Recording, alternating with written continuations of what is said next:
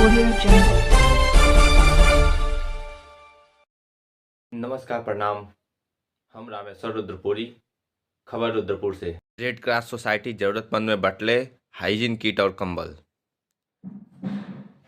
रउआ लोगन की बता दी कि रुद्रपुर देवरिया में इंडियन रेड क्रॉस सोसाइटी के उत्तर प्रदेश के उप सभापति अखिलेंद्र शाही के दिशा निर्देशन में रेड क्रॉस सोसाइटी ने शनिवार के दिन रुद्रपुर कस्बा के विभिन्न वार्डे में गरीब लोगन और जरूरतमंद लोगन में कंबल और हाइजीन किट का वितरण कैले रहे।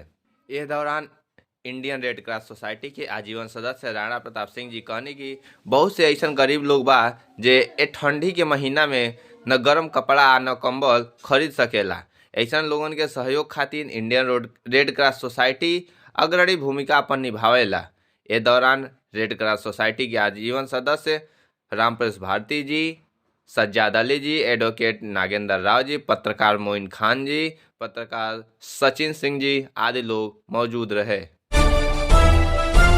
Audio Jungle.